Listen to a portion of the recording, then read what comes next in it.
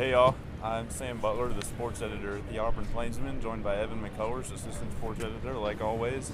And we're here at Commonwealth Stadium in Lexington, Kentucky, where Auburn just finished pulling off a 30-27 win here against the Wildcats.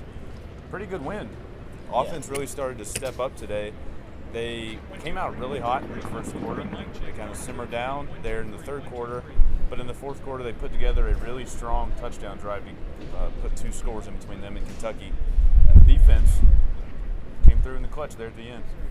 Yeah, they did. You know, the defense gave up 497 yards of offense to Kentucky. Not ideal, but they got a few key stops throughout the game, most notably the one at the very end. Justin Garrett wrapped up Kentucky quarterback Patrick Towles for a 2-yard sack, not Towles, Towles, for a 2-yard sack to seal the game for Auburn. And that was something when we were talking to the defensive players after the game, they were really happy that they got that opportunity to get the stop at the end of the game. Auburn had a 4th and 1 on their barely on their own side of the field. There was a couple of minutes left. Malzahn elected to punt it away. He pinned Kentucky at their own 13, made them drive the length of the field, and the defense came up with a stop. So that's big for them going forward. And for that call, Gus, after the game, said it was kind of a 50-50 decision. He said you could either try and win the game right there, but you could risk getting stopped and turn it over, giving Kentucky a shorter field to go drive and get the score and win the game. Or you could elect to punt it and try and pin them and make them win the game against your defense. That's what he decided to do.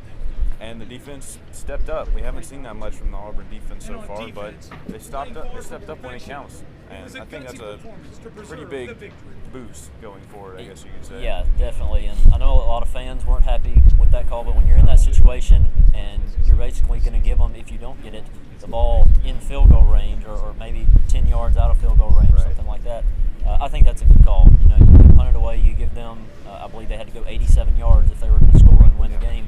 You put it in your defense's hands and you hope for the best. But on the other side of the ball, you had the offense who, like you said, had probably by far their best performance of the year tonight. 407 yards of total offense. It's, not bad. They did have a really bad third quarter.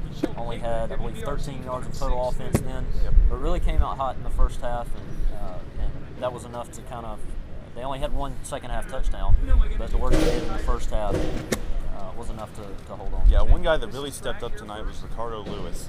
Of course, with the news that Duke Williams got suspended, kicked off the team and everything, Ricardo was the guy that was by de facto going to be the number one guy in this offense, and he stepped up tonight. He said after the game this was the first time he was really completely healthy the entire season. There's been a lot of leg and back and just nagging injuries, stuff that wouldn't keep him out of the game, but stuff that would hamper his ability to perform on the field.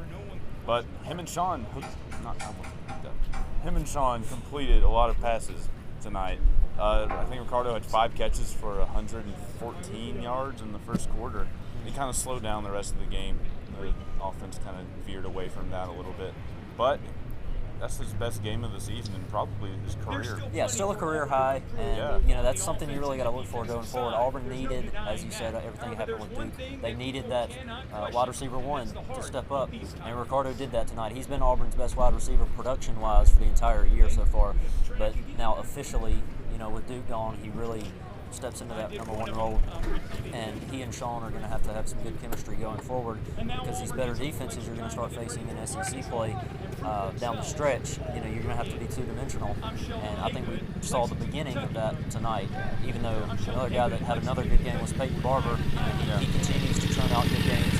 He didn't eclipse 100 yards like he usually does, but he did get 2 scores on the ground tonight, as did freshman Kerryon Johnson, who scored really early in the first quarter. I forgot the time exactly.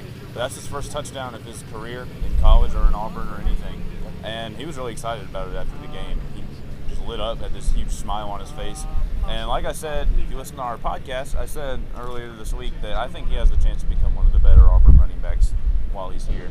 And tonight was an indication he's got a shot. I think it could happen pretty soon. He's definitely shown flashes. There's no doubt about that. And, he showed even more tonight. I think he's kind of in that Wildcat role now for the most part. We did see him a couple just traditional handoffs, but he's really, gotten thrown into that Wildcat role, and I think he's done fairly well. Yeah, he's so passed far. it with flying colors, more or less. Outside of that one botched snap he had against San Jose State, he's handled every snap, every play, every sweep or direct snap handoff, whatever. He's done it really well. He hasn't messed up at all, and he's been able to pick up a nice chunk of change basically every time he's gotten the ball. Especially as a freshman, it's Especially so as a big, freshman. you know, to get these young guys stepping up. You know, Carlton Davis on defense had an interception tonight. He's played very well the last few weeks since he's been called on more. We got Kerryon Johnson offensively. We also saw Ryan Davis for the first time tonight. It looks like Auburn's going to pull the red shirt off of him and count on him to play some going down the stretch. He didn't do a whole lot statistically. No. He was more of the decoy fly sweep guy on those extended handoffs that Auburn likes to run, where they fake it to the guy that's sweeping across and hand it off up the middle. But it's a good sign that he's at least getting on the field, and that good crop of freshmen that Auburn's got going forward, I think they've got a nice little nucleus that they can build off from here. Definitely. And it's going to be big. You know, this as we heard after the game, and I think everybody already knows this, but this is a huge win. You know, the struggles they had to have this the last few weeks. Yeah, there's no doubt. And when you consider the struggles that Auburn's had this season so far, that, like you said, they had to come on the road, and I know it's Kentucky, but you know it's not the top tier of the SEC.